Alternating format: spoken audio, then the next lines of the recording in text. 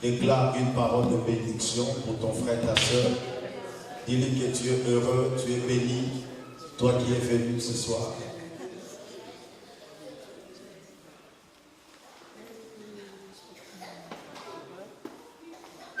Amen, amen. Amen. Nous sommes dans le temps du éclat de la gloire de Dieu. La présence de l'Éternel est au milieu de nous. Je salue votre présence. Que la paix du Seigneur soit avec vous. Je bénis le Seigneur, lui qui est le maître de temps et des circonstances, et celui qui a rendu possible ces assises. Nous les disons grandement merci. Amen. Amen. Nous allons écouter la parole de Dieu. Parce que l'élément majeur qui nous réunit ce soir, c'est la parole du Seigneur. Le fondement de toute chose, le fondement de nos vies, c'est la parole de Dieu. Si aujourd'hui nous sommes chrétiens, c'est à cause de la parole. Et c'est cette parole que nous voulons écouter. La Bible déclare, ils seront tous enseignés de Dieu.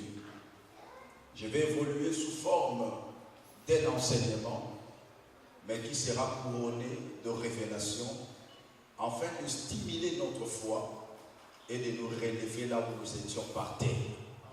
Amen. Amen. Le sujet que nous aurons à développer ce soir s'intitule « Or, près de la croix, il y avait un jardin ». Mais avant d'y arriver, j'aimerais vous expliquer le bien fondé de notre réunion de ce soir. Le Saint-Esprit nous a mis à cœur de dénommer cette activité « Une nouvelle vie en Christ et Jésus ». Nous devons savoir une réalité. La vie que nous recevons de Dieu n'est pas une vie à crédit, mais c'est une vie échangée. C'est-à-dire, toi tu avais ta vie, Christ avait sa vie, mais il t'a donné sa vie et il a repris ta vie.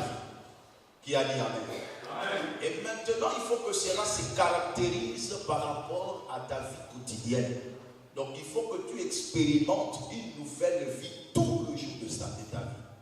Voilà pourquoi la Bible déclare, si quelqu'un est en Christ, il est devenu une nouvelle créature. Les choses anciennes sont passées et voici toutes choses sont devenues nouvelles. Est-ce que quelqu'un croit à ces choses? Mais tout part de quelque part. Aujourd'hui, je vais vous prêcher la parole de Dieu sous une autre forme. Quand Jésus était venu sur terre, il avait un langage qui n'était pas parfois compris des humains, qu'on appelait le parabole.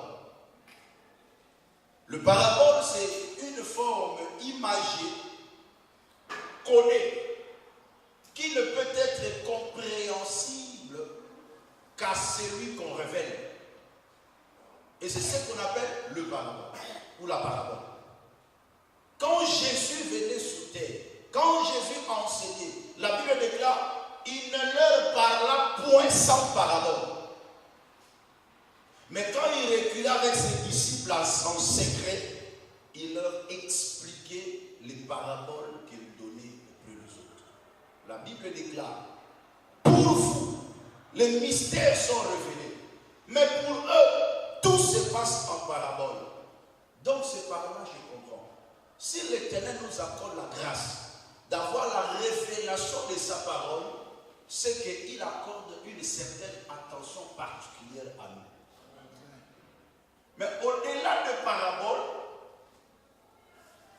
dans le domaine des explications de choses, il y a ce qu'on appelle une anecdote. Une anecdote, c'est quoi? C'est une forme aussi imagée, mais qui nous permet de simplifier la compréhension. Donc, je peux être là, je vais t'expliquer quelque chose, mais pour que tu le comprennes, je prends une tournure qui est simple, mais pour que tu arrives à comprendre une réalité. C'est une petite histoire qui peut être parfois couronnée des humours. Mais l'objectif, c'est que tu comprennes le vrai sens de terme. Donc aujourd'hui, je vais vous parler dans ce sens-là.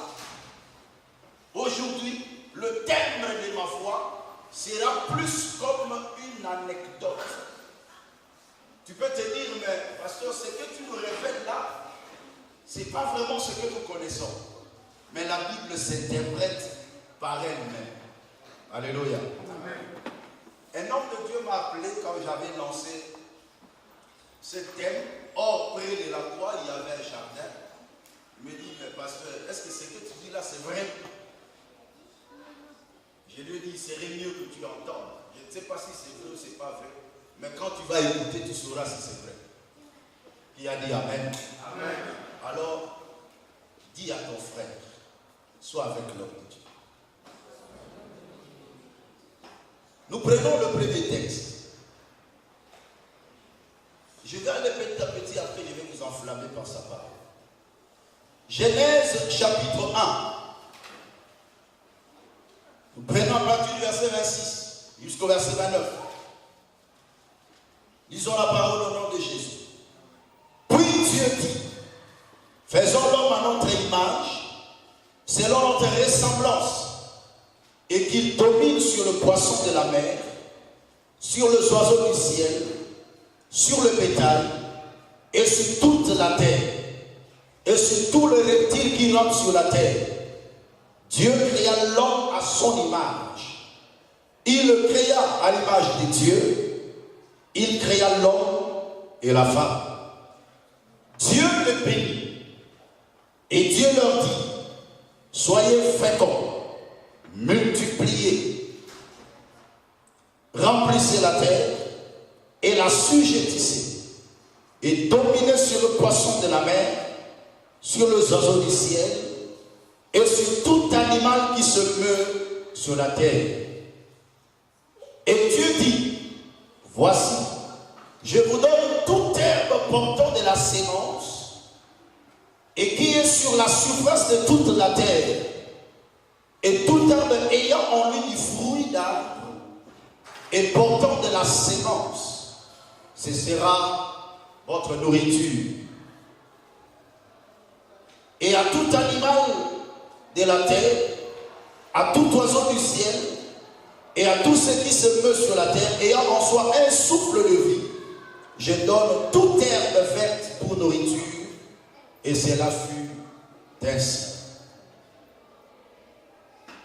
Chapitre 2, le verset 7. L'Éternel Dieu forma l'homme de la poussière de la terre. Il souffla dans ses narines un souffle de vie, et l'homme devint un être vivant. Puis Dieu planta un jardin en Éden, du côté de l'Orient, et il mit l'homme qu'il avait formé. L'Éternel Dieu fit pousser du sol des arbres de toute espèce, agréables à voir et bons à manger. Et l'arbre de la vie au milieu du jardin, et l'arbre de la connaissance du bien et du mal. Verset 15.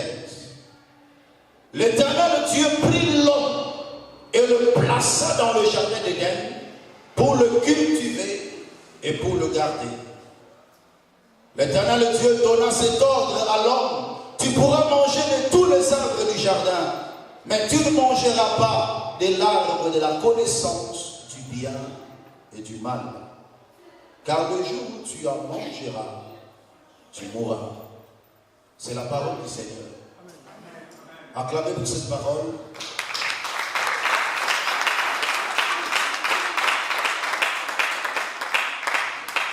Pour la bonne compréhension, je vais subdiviser mon message en 5 bras ou en 5 étapes.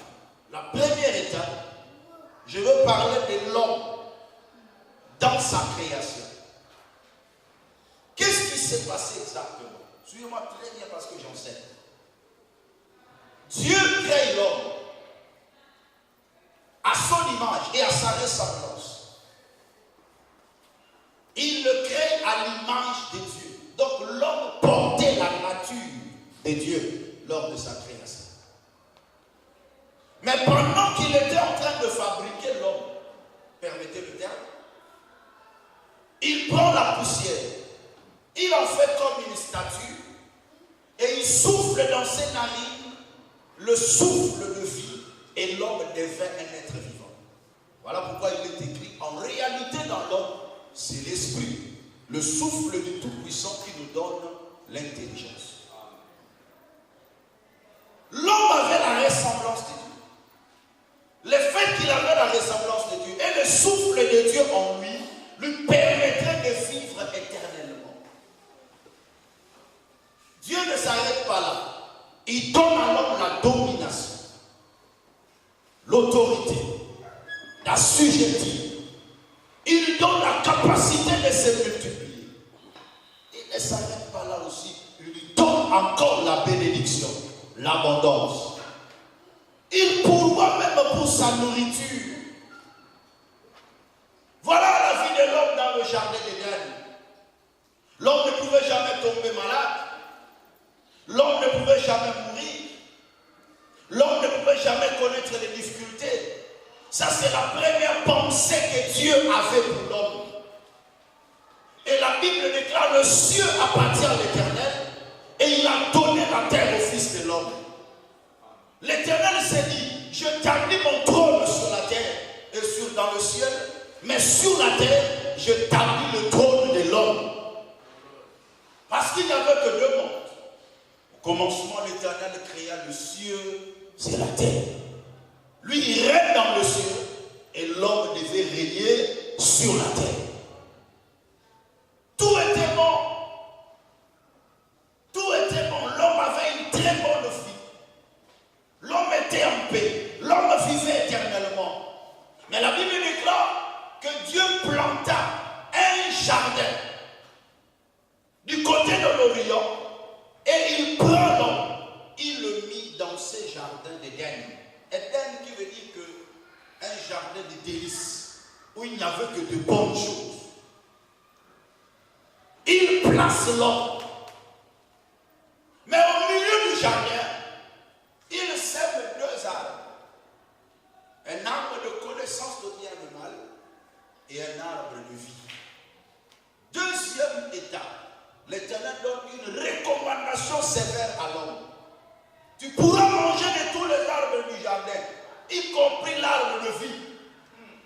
Mais en ce qui concerne l'arbre de connaissance du bien et du mal, tu ne toucheras pas. Tu ne mangeras pas. Parce que le jour où tu en mangeras, tu mourras. La recommandation était tellement sévère face à l'arbre de connaissance du bien et du mal. Parce que la mort devait s'en suivre. Et cette mort avait deux facettes. C'était une mort en réalité physique, mais aussi spirituelle. La mort spirituelle était une séparation avec le Seigneur.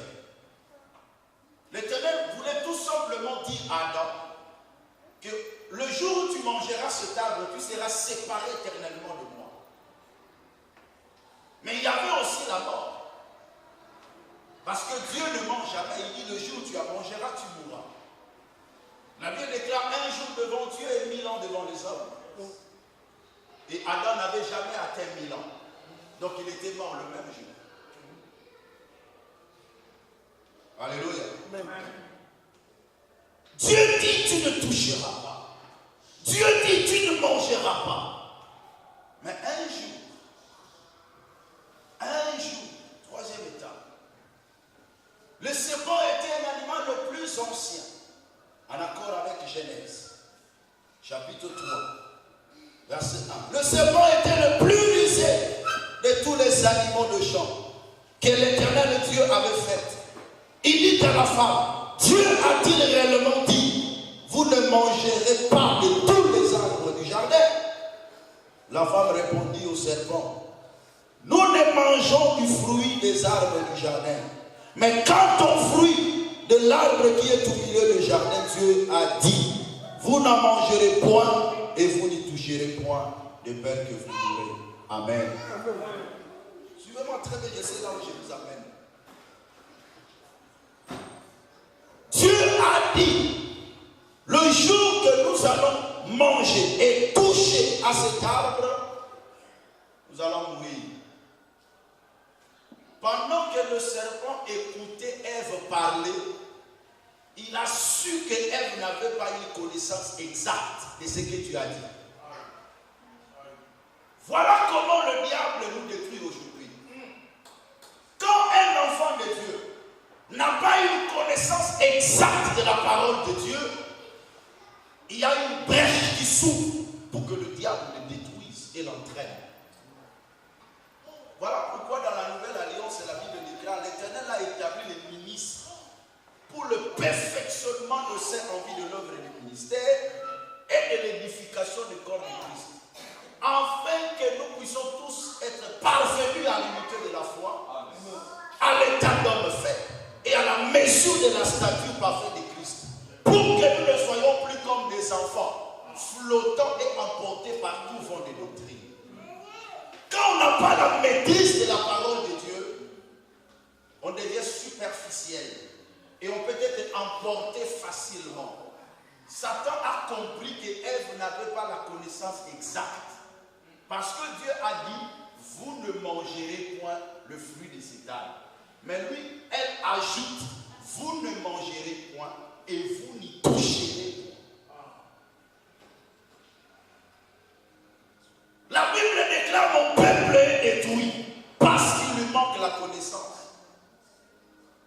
Que Dieu nous fasse grâce pour que nous puissions aimer la connaissance. La stabilité de la vie chrétienne émane de la connaissance que nous avons de Dieu. Le traitement de Dieu à notre égard est proportionnel à notre dimension de connaissance. Les exigences de Dieu à notre égard dépendent de notre connaissance. La bénédiction de Dieu aussi à notre égard dépend du niveau de notre connaissance. Le diable dit non. L'Éternel sait que le jour où vous en mangerez, vous deviendrez comme des dieux, connaissant le bien et le mal. Voilà. Le jour où vous en mangerez, vous deviendrez comme des dieux. Mais quand nous revenons dans notre première partie, l'Éternel créa l'homme à son image et à sa ressemblance. Donc il était déjà Dieu. C'est là où il y a l'ignorance. Comment quelqu'un te dit que si tu manges de cet arbre, tu deviendras comme Dieu, cependant tu l'es. Beaucoup d'enfants de Dieu sont manipulés par le diable. Ils voient parfois les sorciers partout et leur donnent le pouvoir, tout simplement parce qu'ils s'ignorent. Tu es comme un enfant. Parce que quand un enfant naît, il peut être garçon ou fille, mais il ne sait pas s'il est garçon ou une fille. Mais quand il va grandir, il saura qu'il est garçon. Mais la question se pose, est-ce qu'il est devenu garçon ou il était déjà garçon? Le diable rencontre Jésus, comme aussi il avait rencontré Ève et Adam. Il dit au Seigneur, si tu es fils de Dieu, ordonne à cette pierre de devenir du pain. Mais le Seigneur le regarde, mais je suis déjà le pain de vie. Amen. Alléluia. Amen. Si Ève avait la connaissance qu'il avait déjà la nature de la divinité en elle n'allait pas tomber dans le péché. Laisse que l'Éternel t'ouvre l'esprit pour que tu découvres réellement ce que tu es. Tu ne toucheras pas au diable. Beaucoup de gens recourent par les moyens humains parce qu'ils ne savent pas réellement ce qu'ils sont. Ève, tu es Dieu. Adam, tu es Dieu. Mais on te dit non, si tu manges ça, tu seras comme Dieu. Mais l'Éternel avait déjà dit, il avait dit que vous êtes des dieux. Vous êtes le fils du Très-Haut. Vous l'êtes déjà. Moi, si j'étais parfois Ève ou Adam, j'allais dire au diable, mais toi-même, tu ne peux pas manger pour devenir Dieu. Mange toi-même. Parce que tu me révèles le secret. Mais toi, tu as oublié le trône de Dieu, non? Tu n'as qu'à manger, tu deviens Dieu. Celui qui n'a pas la connaissance tombera dans le péché. Tombera dans le mal. Le diable l'amène encore afin de dérouter son esprit. En disant, regarde un peu cet arbre. Il ne faut pas trop parler, il faut d'abord regarder. Est-ce que tu vois un peu le fruit là? La Bible déclare, je continue. Alors le serpent dit à la femme, verset 4, vous ne mourrez point, mais Dieu sait que le jour où vous en mangerez, vos yeux s'ouvriront et que vous serez comme des dieux, connaissant le bien et le mal. La femme vit que l'arbre était bon à manger et agréable à la vue et qu'il était précieux pour ouvrir l'intelligence. Et qu'il était précieux pour ouvrir l'intelligence. Mais la femme a vu. C'est là où il y a le problème. La destruction de l'humanité, la destruction de l'homme commence par ces trois choses. Voilà pourquoi la Bible déclare dans 1 Jean chapitre 2 verset 15 à 17, n'aimez point le monde, ni les choses qui sont dans le monde. Qu'est-ce qu'il y a dans le monde? La convoitise des yeux, la convoitise de la chair et l'orgueil de la vie. La Bible déclare que la femme a vu que l'arbre était beau d'abord à voir. Ce qui attire notre attention. Bien-aimé, il y a toujours un sens de curiosité dans la vie des hommes. Et voilà pourquoi nous tombons dans le mal, nous tombons dans le péché. La convoitise des yeux. Qu'est-ce que tu regardes? La convoitise de la chair et l'orgueil de la vie. Les trois grandes portes du péché dans la vie d'un homme. Le diable ne fait qu'accentuer ta manière de regarder, accentuer ta manière de se sentir, accentuer ta considération qui entraîne l'orgueil. Pourquoi il y a parmi nous des divisions? Pourquoi il y a des mépris? Pourquoi il y a de haine? C'est à cause de l'orgueil qui est en nous. Alléluia. L'homme a regardé, il dit non, je dois devenir comme Dieu. Il dit que l'arbre était précieux, le fruit était tellement bon. Non, il faut que je mange ça, il faut que je goûte ça. L'homme a une nature de la découverte. L'être humain aime toujours découvrir. Et c'est comme ça que le diable l'attrape facilement. Moi, je dis aux gens, si un léopard te montre les dents, cela n'atteste pas qu'il te sourit. Mais c'est une politique d'attraction. Le péché apparaît toujours bon à faire, beau à voir. Mais quand tu t'attires, c'est alors qu'il te détruit. Je prie le Seigneur qui te parle de ces choses, qui t'ouvre l'esprit et l'intelligence, afin que tu réalises, quand tu tombes dans le péché, réveille-toi et relève-toi rapidement. Est-ce que quelqu'un peut acclamer pour la gloire du Seigneur?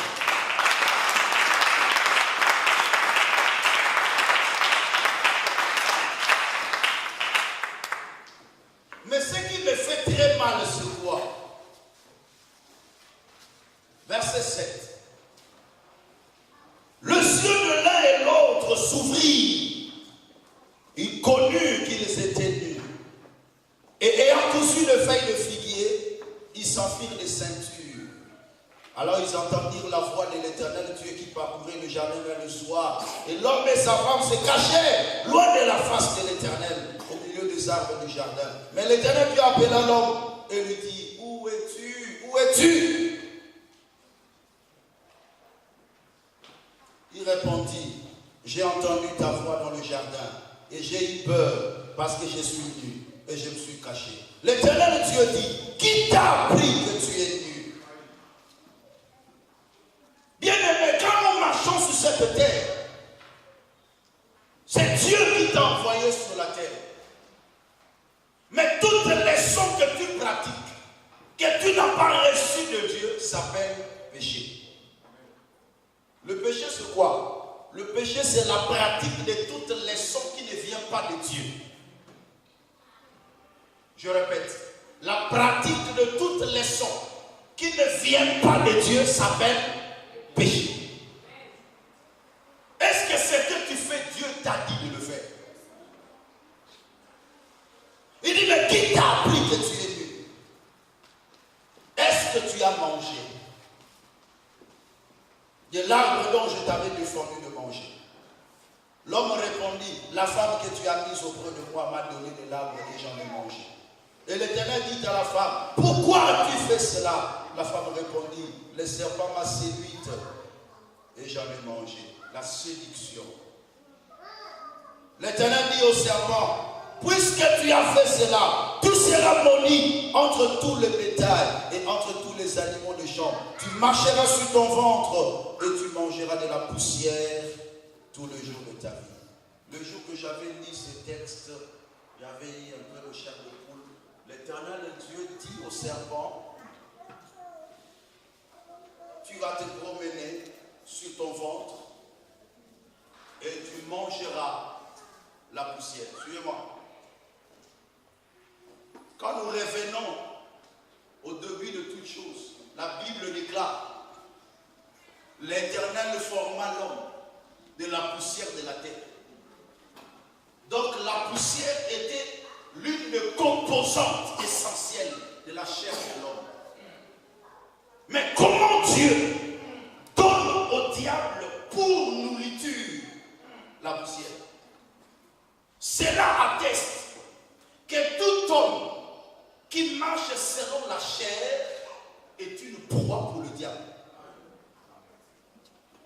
Toute personne qui marche selon le péché est une proie. Le diable peut te manger facilement parce que tu marches dans le péché. C'est-à-dire quoi? Tu exhibes ta chair. Mais un homme spirituel ne doit plus marcher selon la chair parce que sa chair a été donnée pour nourriture au diable. D'où la Bible déclare, marchez selon l'esprit et vous n'accomplirez pas les désirs de la chair. Yes. Est-ce que je peux encore avancer? Amen. Plus tu marches dans le péché, plus tu deviens la proie du diable. Plus tu commets le péché, plus le diable a l'autorité sur toi. Beaucoup de gens sur la terre, le diable a l'autorité sur eux parce qu'ils marchent dans le péché. Si les mauvaises choses sont enterrées dans l'humanité, c'est à cause du péché. Et l'homme maintenant qui devait dominer, devient dominé maintenant par le diable. Ainsi maintenant nous dirons, en accord avec 1 Jean chapitre 5, verset 18 à 19, la Bible déclare, nous savons que nous sommes des dieux et que le monde entier est sous la puissance du malin. Mais celui qui s'écarte, le malin ne le touche pas. Amen. Mais au commencement, on avait dit, le ciel appartient à l'Éternel et il a donné la terre au Fils de l'homme. C'était ça la logique des choses. C'est l'homme qui dominait sur la terre. Mais l'objectif du diable, c'était d'avoir quand même une parcelle d'autorité. Il dit, comme au ciel, je n'ai pas eu ça, sur la terre, je peux l'avoir. Toute personne qui marche dans le péché, il cède sa parcelle d'autorité auprès du diable. Et le diable va dominer sur lui. Ainsi, toute sa vie ne sera qu'une vie de combat spirituel. Aujourd'hui, combat spirituel. Demain, combat spirituel. Le lendemain, combat spirituel. Mais celui qui marche selon Dieu, il vit dans le combat de la foi. Nous, on ne parlerons plus du combat spirituel, mais nous parlerons maintenant du combat de la foi. Parce que celui qui fait le combat spirituel, il combat encore contre le diable pour sortir de là. Mais celui qui fait le combat spirituel, il combat pour maîtriser sa foi afin d'avoir l'autorité sur le diable. Est-ce que quelqu'un est en train de comprendre? C'est alors que le péché est entré dans le monde. C'est alors que l'abomination est entrée dans le monde. C'est alors que l'homme cède son pouvoir. Voilà pourquoi ce jour-là, quand il a rencontré Jésus sur la montagne, après avoir gêné 40 jours, 40 nuits, il dit, si tu es fils de l'homme, il commence d'abord, ordonne à cette pierre de devenir le pain, il le ramène quelque part, il lui montre le royaume de la terre. Il dit, si tu te prosternes devant moi, je te donne ce royaume, car il m'a été donné. Mais qui l'avait donné? Adam. Dieu a donné le pouvoir à Adam. Dieu a donné le monde à Adam. Mais quand le diable est venu, Adam cède son pouvoir. Voilà pourquoi le diable dit,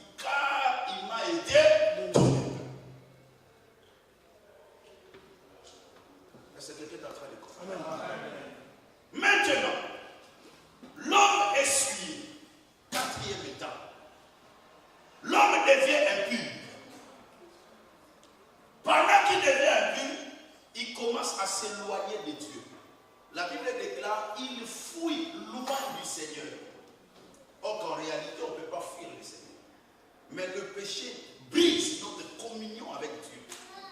Le péché brise notre sentiment, notre volonté de s'approcher à Dieu. Tu vas sentir que tu n'as plus le zèle, tu n'as plus le goût de Dieu. Tu te sens honteux, tu te sens éloigné de Dieu parce que tu sais que Dieu te connaît. Tout ce que nous faisons comme mal, tout ce que nous faisons comme péché, ça nous rend impurs et ça nous pousse loin du Seigneur. Mais il se dit, bon, il faut que j'aille un peu vite pour aller prendre même l'arbre de vie, pour essayer un peu de manger. Comme j'avais mangé l'arbre de connaissance du bien et du mal, je peux aussi manger l'arbre de vie. La Bible déclare pendant que, c'est pas ce que la Bible dit, j'ai dit aujourd'hui je vais prêcher sous forme d'une anecdote. Donc ça dit des exemples que je donne ici, je vais les prouver bibliquement. Suivez-moi très bien. Pendant qu'il voulait courir vers l'arbre de vie, la Bible déclare, l'Éternel met des chérubins pour empêcher le chemin de l'arbre de vie. Pourquoi l'Éternel a mis des chérubins? Tout simplement parce que l'homme qui est déjà souillé, quand il va manger encore l'arbre de vie, il va continuer à vivre éternellement, mais dans le péché. Est-ce que quelqu'un est en train de comprendre? Voilà pourquoi il a dit non. Tu as déjà touché à l'arbre de connaissance du bien et du mal. Tu es déjà souillé. Et étant souillé, tu ne peux pas ou tu ne peux plus toucher à l'arbre de vie. L'Éternel a mis des chérubins avec des épées flamboyantes pour empêcher le chemin de l'arbre de la vie. Pourquoi le chérubin? Parce que les chérubins sont les archanges qui préservent la sainteté de Dieu. Ce sont les gardiens de la sainteté de Dieu. Voilà pourquoi sur l'arche, on devait mettre aussi des chérubins, parce que l'arche, c'était l'incarnation de la présence de Dieu. Il met deux chérubins avec des épées à la main, flamboyants. Pourquoi il avait mis les chérubins? Parce que l'Éternel avait exprimé sa colère. Les épées là, c'était l'expression de la colère de Dieu. Parce que tu as péché, tu ne peux plus accéder ici. Et la Bible déclare, l'Éternel Dieu chassa l'homme du jardin d'Éden. N'oubliez pas le thème. Or, près de la croix, il y avait un jardin. Suivez-moi très bien. Dieu chasse l'homme du jardin d'Éden. L'homme est sorti avec sa femme hors du jardin. Mais qu'est-ce qui va arriver maintenant? C'est comme si la chose était close. C'est comme si l'affaire était finie. Alléluia. L'homme vit hors du jardin. L'Éternel aggrave même la situation. Il dit, à cause de toi, homme, le sol te sera maudit. Il te brûlera des épines et des ronces. Et c'est à force de peine que tu en tireras ta nourriture. C'est à la sueur de ton front que tu mangeras ton pain. L'homme qui devait manger le pain paisible, parce que l'Éternel dans le jardin d'Éden, il a donné à l'homme la nourriture. Mais l'homme devait maintenant travailler, non pas seulement travailler simple, mais la terre était remplie des épines. C'est-à-dire pour étouffer la sémence de l'homme. Et c'est ce qui fait que l'homme peut s'aimer beaucoup, mais il recueille peu. On appelle cela le pain de douleur. Quand quelqu'un vit dans le mal, dans le péché, il mangera le pain de douleur. C'est-à-dire qu'il travaille, mais avec beaucoup de douleur. Mais les efforts qu'il donne ne produisent pas la quantité qu'il faut proportionnelle à ses efforts. On appelle ça le pain de douleur. La Bible déclare, enfin vous vous levez le matin, vous couchez plus tard et vous mangez le pain des douleurs. Mais il en donne autant à ses bien-aimés pendant leur sommeil. Je prie l'Éternel Dieu qui te donne un pain paisible au nom de Jésus. Je déclare et je prophétise encore que l'Éternel puisse rendre ta production proportionnelle à tes efforts. Donc j'allais même aggraver la situation. Que ta production soit au-delà de ta production, de ce que tu fais comme effort, au nom de Jésus. L'homme était hors du jardin. Ainsi l'homme perd tous les privilèges qu'il avait du jardin. C'est-à-dire, le privilège de la domination, l'homme l'a perdu. Le privilège de la bénédiction, l'homme l'a perdu. L'homme a tout perdu. Et cet homme-là, il devient maintenant une proie entre les mains du diable. Et le diable peut le malmener. Le diable peut le détruire. Le diable peut l'ensorceler, peut tout faire parce qu'il a la merci du diable. Allez-y comprendre ensemble avec moi. Nous avons le jardin ici. Dans le jardin, il y a l'arbre de vie qui est là. L'Éternel met des chérubins afin d'empêcher l'homme d'entrer dans le jardin pour aller manger le fruit de l'arbre de vie. Tout simplement parce que l'homme était souillé. L'homme vit maintenant hors du monde, hors plutôt du jardin. Mais pendant que l'homme vivait hors du jardin, l'arbre de vie qui était habitué à l'homme, l'arbre de vie qui à tout moment était avec l'homme, l'arbre de vie commence à tomber de plus en plus amoureux de l'homme. L'arbre de vie commence à réclamer l'homme. L'arbre de vie commence à dire, mais que faire pour voir l'homme? L'homme est en train de souffrir de loi. Mais l'arbre de vie, là où il était, il y a des chérubins qui ont barricadé le chemin. Et l'homme ne peut pas rentrer dans le jardin. Dis à ton frère l'arbre de vie. Non, dis-lui bien l'arbre de vie. Insiste encore l'arbre de vie. L'arbre de vie tombe amoureux de l'homme. Parce que quand on mange de son fruit, on a la vie éternelle. Mais qu'est-ce que la Bible déclare? Celui qui a le Fils a la vie éternelle. L'arbre dans le milieu du jardin était l'image de Jésus-Christ. Il était là dans le jardin de Dieu. Mais l'homme ne pouvait pas s'approcher pour rencontrer encore la vie. Prêche. Mais l'arbre tombe amoureux de l'homme. L'arbre de vie. Voilà cette anecdote. L'arbre implore le Seigneur. Il dit, Père, j'aime cet homme. J'aime Adam. Mais Dieu dit, mais qu'est-ce que tu as fait? Je ne peux pas trahir ma sainteté. L'homme est déjà impur. Tu ne peux plus aller là où il y a l'homme. Et l'homme ne peut plus aussi venir là où tu es. Qu'il reste là. Mais l'arbre de vie, non, je l'aime.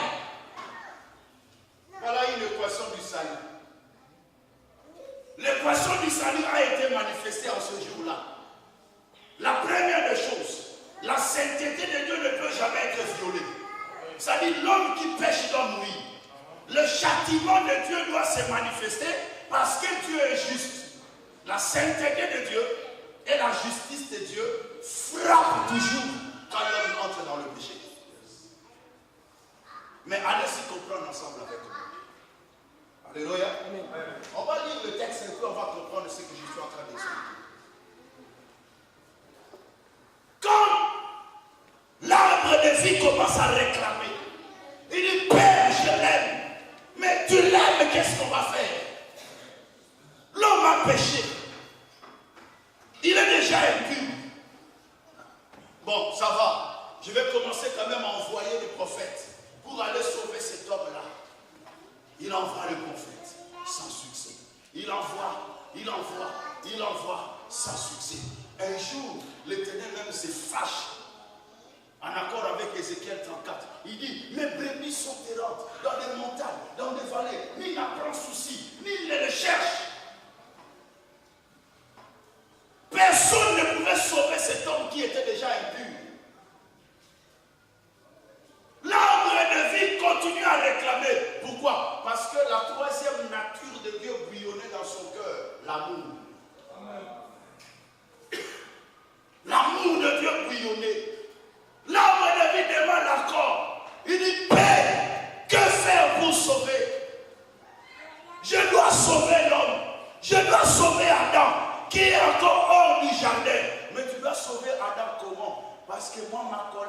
est déjà allumé.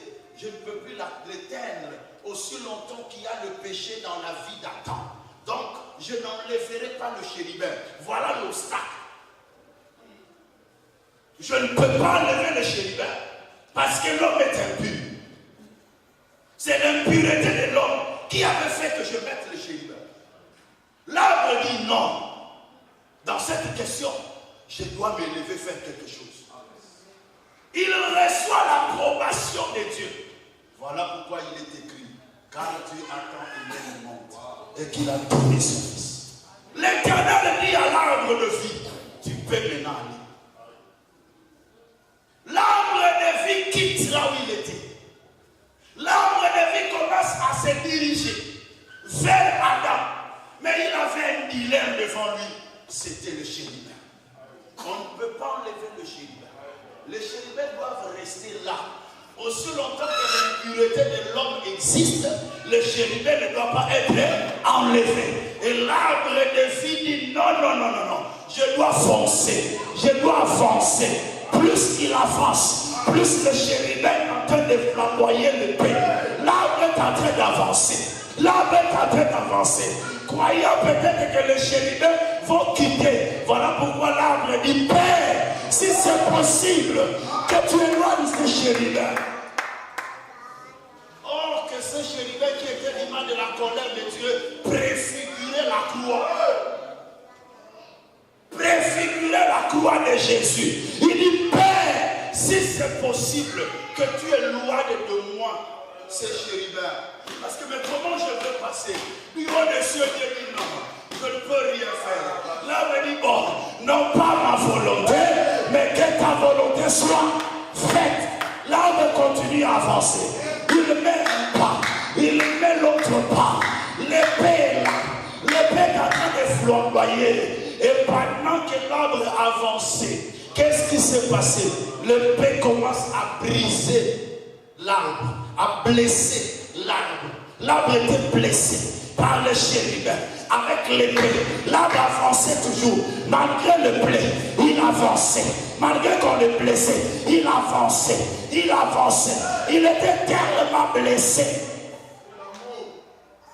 à cause de l'amour d'Adam. L'arbre de vie accepte d'être blessé. L'arbre de vie accepte d'être brisé. Voilà pourquoi la Bible déclare dans Ésaïe, au chapitre 53, à partir du premier verset, la Bible dit, il s'est levé devant lui comme une faible plante. Yes. Il s'est levé comme une faible plante. Oh, que c'est lui l'arbre de vie.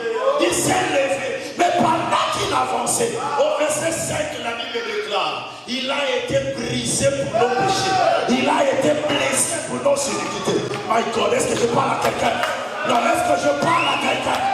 Il a été blessé. Il a été brisé. Pourquoi? Pour notre iniquité. Pour nos péchés. Il a accepté d'être brisé. La Bible déclare, le châtiment qui nous donne la paix est tombé sur lui.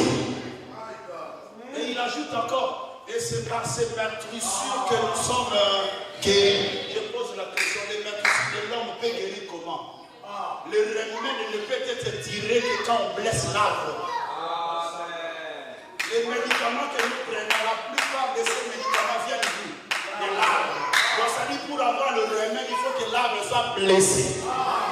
Voilà pourquoi l'arbre étant blessé, il avance. Il avance. Mais pendant qu'il veut sortir du jardin, il s'est rappelé ce que le Seigneur avait fait à Adam.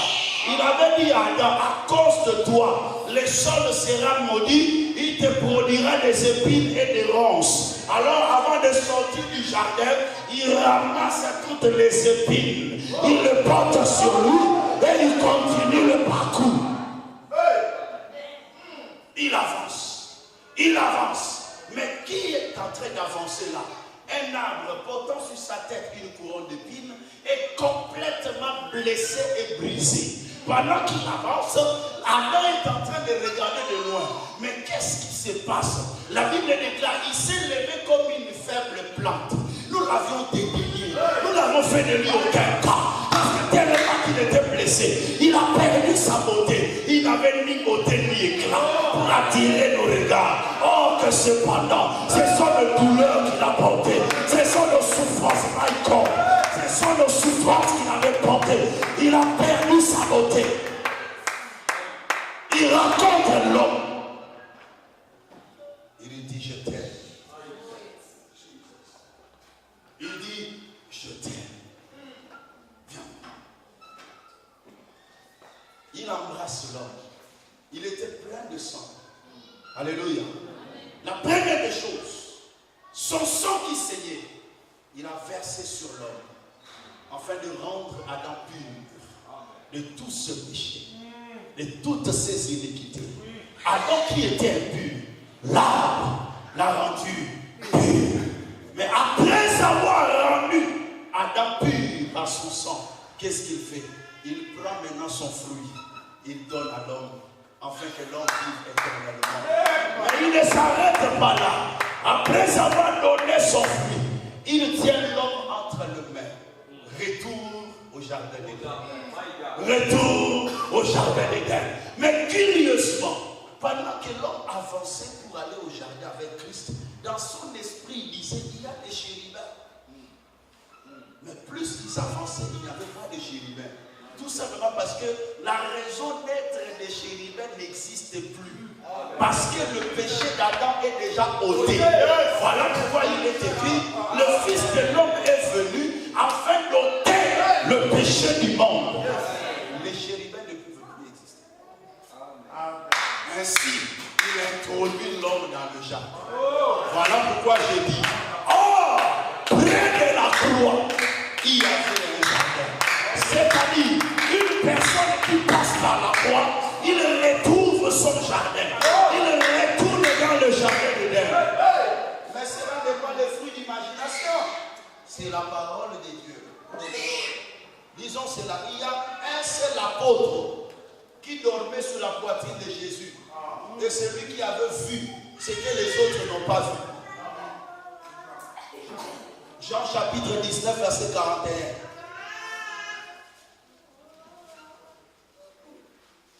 Peut-être que c'est pour la première fois de ta vie de lire ce texte. Jean chapitre 19, verset 41. Je prends seulement la première phrase.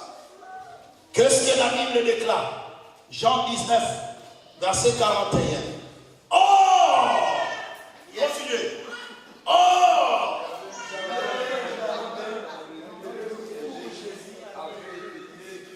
On prend seulement cette phrase. On le répète ensemble. Oh!